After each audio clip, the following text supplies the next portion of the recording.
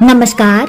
आज का सुविचार जीवन अपना प्रभाव डालने के बारे में है, केवल जीविका अर्जन नहीं। Life is about making an impact, not making an income.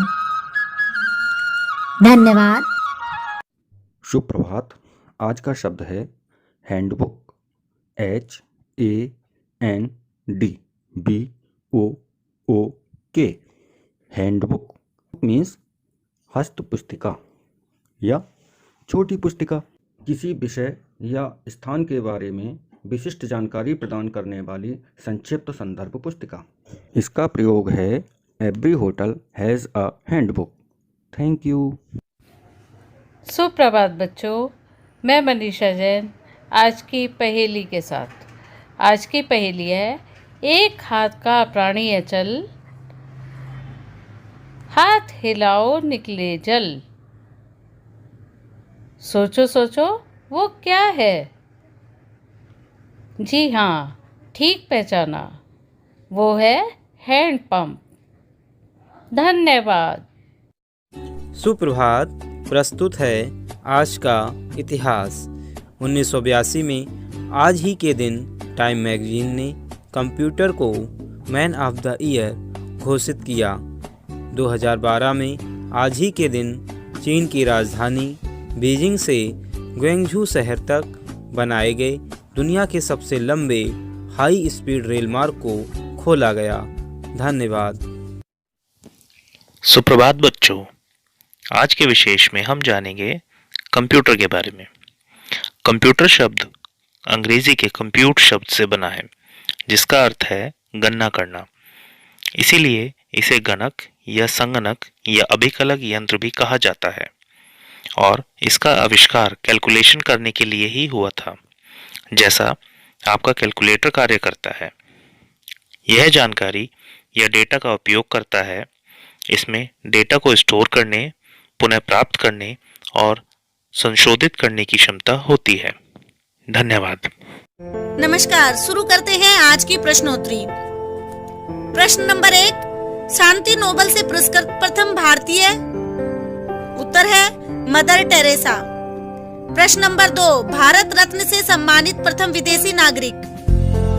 उत्तर है अब्दुल गफ्फार खां। प्रश्न नंबर 3, सर्वोच्च न्यायालय की प्रथम महिला न्यायाधीश? उत्तर है फातिमा बीबी। धन्यवाद।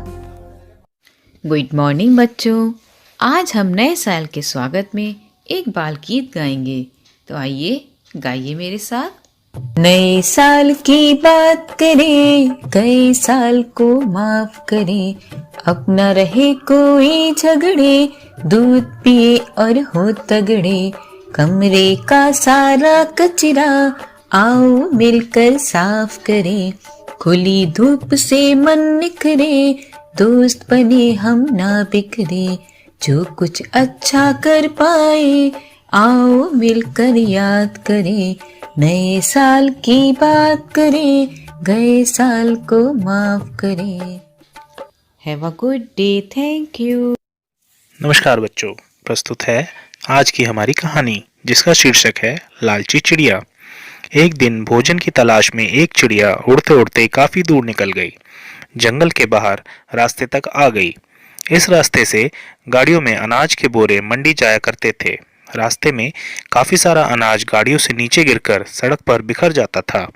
चिड़िया गाड़ियों में अनाज के भरे बोरे देखकर बहुत खुश हुई, क्योंकि अब उसे और कोई जगह तलाश करने की जरूरत नहीं थी। अनाज से भरी गाड़ियां वहां से रोज गुजरती थी और अनाज के दाने सड़क पर रोज बिखर जाते थे। चिड़िया के मन में लालच आ गया। उसने सोचा कि उस जगह के बारे में वह किसी को नहीं बताएगी और रोज इसी जगह आकर पेट भर खाना खाया करेगी। उस शाम को जब चिड़िया अपने दल में वापस पहुंची, तब उसके बाकी साथियों ने देरी से आने का कारण पूछा। चिड़िया ने भी एक अनूठी झूठी कहानी सुना दी कि वह किसी तरह जान बचाकर आई है। उस रास्ते से तो इतनी गाड़ियां गुजरती हैं कि रास्ता पार कर पाना मुश्किल है। दल की बाकी चिड़िया यह सुनकर डर गई और सभी ने यह निश्चय कर लिया कि वह रास्ते के पास नहीं जाएंगी। इस तरह वह चिड़िया रोज उसी रास्ते पर जाकर पेट भर दाना खाती रही। एक दिन चिड़िया रोज की तरह रास्ते पर बैठकर दाना खा रही थी। खाना खाने में वह इतनी मग्न थी कि उसकी तरफ आती हुई गाड़ी की आहट उसको सुनाई नहीं दी। गाड़ी भी तेजी से आगे बढ़ रही थी। चिड़िया दाना चुगने में मग्न थी। गाड़ी पास आ गई और गाड़ी का पहिया चिड़िया को कुचलते हुए आगे निकल गया। बच्चों, इस कहानी में हमने देखा कि चिड़िया अपने लालच के कारण दुर्घटना का शिकार हुई। इससे हमें यह शिक्षा मिलती है कि हमें जीवन में कभी भी लालच नहीं करना चाहिए। धन्यवाद। नमस्ते, मेरा नाम प्रेम वर्मा है और आज का मोटिवेट योरसेल्फ का विषय है क्या सेंटा हमारे पास भी आएंगे। ये घटना पिछले साल की है। विद्यालय में जैसे ही हमने बच्चों से बताया कि कल क्रिसमस डे की छुट्टी है, बच्चों ने पूछा ये क्या होता है। हमने जवाब दिया क्रिसमस का मतलब एक्समस। अब वो समझ गए कि बात एक्समस ट्री की हो रही है, क्योंकि उन्होंने एक्स फॉर एक्समस ट्री पढ़ा है। फिर उन्होंने पूछा इस दिन क्या होता है। हमने बताया कि ये ईसाइयों का त्यौहार है, जैसे हमारी होली, ईद और दिवाली होती है वैसे ही। इस दिन रात में सेंटा क्लॉज चुपके से बच्चों के पास जाकर खिलौने, गुब्बारे, टोपी, टॉफी, चॉकलेट आदि रख जाते हैं। इतने पर एक बच्चा जो शायद सेंटा को पहले कहीं देख चुका था, उसने बोला सर वो कुत्ते पर चलकर आते हैं। हमने हंसकर जवाब दिया कुत्ते नहीं, रेनडियर, वो ठंडी जगहों पर पाए जाते हैं। फिर हमने उनसे पूछा किस किसने सेंटा को देखा है। कुछ के हाथ उठे, बोले टीवी में देखा है। बाकी ने कहा हमने नहीं देखा। फिर हमने उन्हें मोबाइल पर सेंटा की एक छोटी सी वीडियो क्लिप दिखाई और बोर्ड पर क्रिसमस ट्री ड्रॉ किया। बच्चों से उसे बनाने को कहा। फिर सभी कक्षाओं में बच्चों ने क्रिसमस ट्री की ड्राइंग बनाकर उसे सजाने का कार्य किया। फिर इन सबके बीच एक छोटी सी बच्ची ने हमसे पूछा क्या सेंटा हमारे पास भी आएंगे। इस सवाल को सुनकर हम सोच में पड़ गए कि क्या जवाब दें। हम निरुत्तर हो गए। उन्हें हम क्या जवाब देते कि सेंटा केवल शहरों में आते हैं, कॉन्वेंट स्कूलों में आते हैं, बड़े बड़े मॉल्स में आते हैं, पढ़े लिखे समाज में आते हैं। हमने देखा कि हमारे विभाग के बहुत से शिक्षक बच्चों के सामने सेंटा को लाए। वह सचमुच सराहना के पात्र हैं। धन्यवाद। आपका दिन शुभ हो। Merry Christmas. सभी साथियों को संजीव शर्मा का प्रणाम। आप देख रहे हैं प्रेरणा सूची से जुड़े हुए लर्निंग आउटकम से संबंधित कार्यक्रम, जिसमें प्रतिदिन हम किसी एक एलो कोड को लेकर ERAC आधारित गतिविधि के बारे में बात करते हैं। आज हम बात करने वाले हैं कक्षा 4 के गणित विषय के एलो कोड M411 यानी 411 के बारे में, जो ज्यामिति और उसकी मापों से संबंधित है। आइए देखते हैं इस एलो कोड को प्राप्त करने के लिए किस प्रकार की गतिविधि हम छात्रों के साथ करा सकते हैं। यहाँ दी गई गतिविधि एक उदाहरण मात्र है। शिक्षक ऐसी ही गतिविधियाँ अपनी शिक्षण योजनाओं के लिए करा सकते हैं। आप देख पा रहे हैं कि आज की जो गतिविधि है, आज का जो लर्निंग आउटकम है, वो ज्यामितीय आकृतियों को समरूपता के आधार पर समझने के संबंध में है। इसके लिए बहुत स्पष्ट तरीके से आपके पास कुछ ज्यामितीय आकृतियां होनी चाहिए या कुछ वस्तुएं आपके पास इस तरह की हों जो किसी न किसी ज्यामितीय आकृति को रिप्रेजेंट करती हों। उदाहरण के तौर पर यहाँ कुछ आकृतियां दिखाई गई हैं। कुछ वस्तुएं हो सकती हैं, कुछ आकृतियां हो सकती हैं।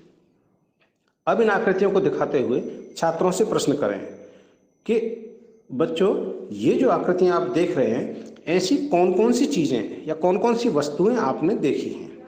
जो चीज़ें देखी हैं उनके आप नाम लिखिए और वो किस काम आती हैं, यानी उनका प्रयोग। ये आप अपनी कॉपी पर लिखें और लिखने के बाद एक एक करके हमें बताएं।